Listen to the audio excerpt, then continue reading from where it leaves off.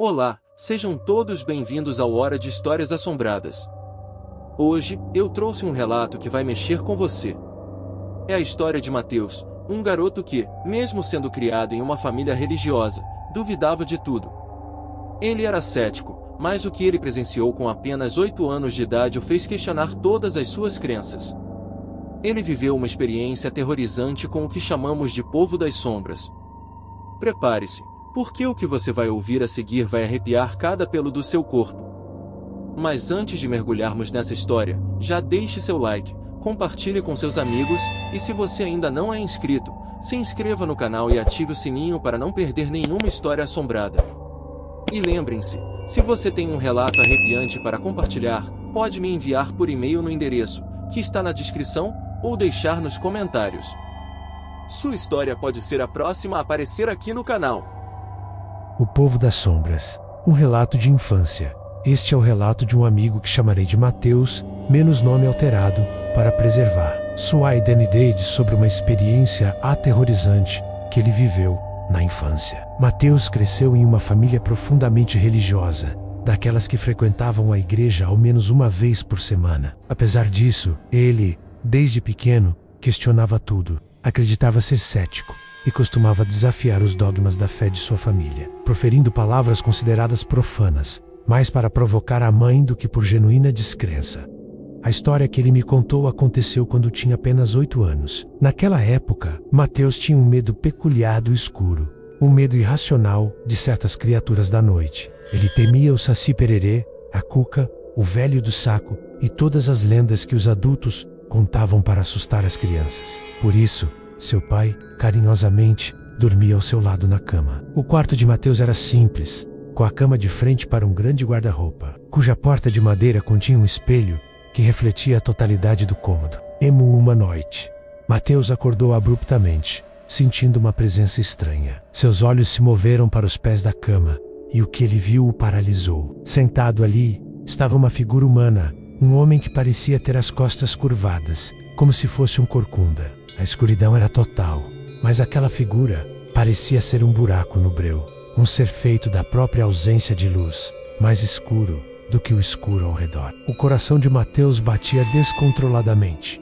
Naquele momento, ele não sentia os braços nem as pernas. Era como se as forças tivessem o abandonado por completo. Ele tentou gritar, mas não saía som algum. Paralelo a isso, o homem se levantou e começou a andar de um lado para o outro no quarto, como se estivesse procurando por algo. Mateus tentou buscar um reflexo no espelho do guarda-roupa, mas a imagem do homem não estava lá. Era como se a figura não pertencesse a esse plano físico. Ao lado, seu pai dormia pesadamente, imune a tudo. Mateus fixou o olhar no ser sombrio incapaz de desviar. O tempo se arrastava, enquanto ele permanecia petrificado de terror. Por fim, exausto, ele não sabe como, mas conseguiu voltar a dormir.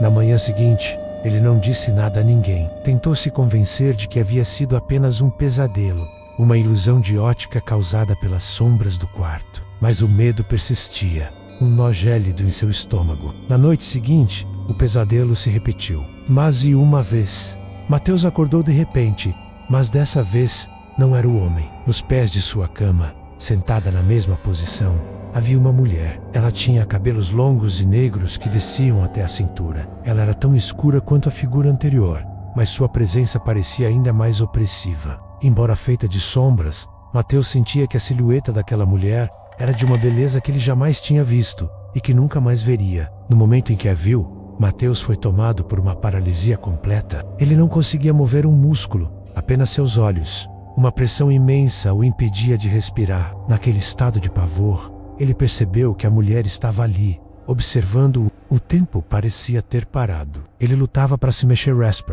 mas era como se estivesse preso. Foi então que um pensamento relâmpago o atingiu. Por não ser de rezar, a única coisa que ele sabia era a frase "Deus me ajude e amém". Desesperado, ele começou a implorar mentalmente a Deus. Em sua súplica, ele prometeu que seria um bom garoto e que passaria a frequentar a igreja com os pais. No exato momento em que ele finalizou a frase, a paralisia cessou, a pressão desapareceu e a mulher da sombra sumiu no ar. O coração de Mateus acelerou como se ele tivesse corrido uma maratona. Ele se sentou na cama, ofegando. Aquelas criaturas nunca mais voltaram.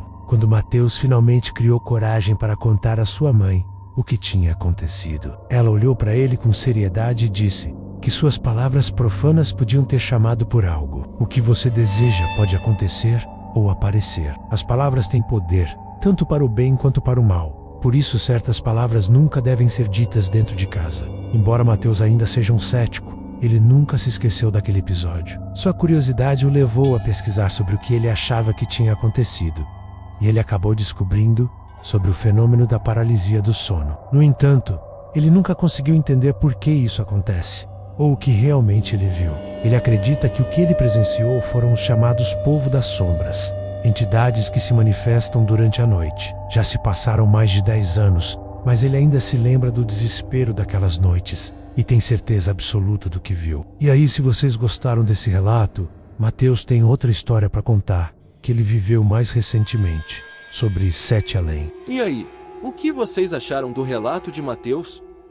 Essa história nos faz pensar sobre o que realmente existe além do que podemos ver, não é mesmo? E se, como a mãe de Mateus disse, nossas palavras têm poder? Deixe nos comentários o que você achou dessa história e se já viu ou sentiu algo parecido. Vamos criar um debate respeitoso e assombrado. Não se esqueçam de se inscrever no canal e compartilhar este vídeo com todo mundo que ama uma boa história de terror. Quanto mais gente na nossa comunidade, mais histórias assombradas podemos trazer para vocês. Até a próxima!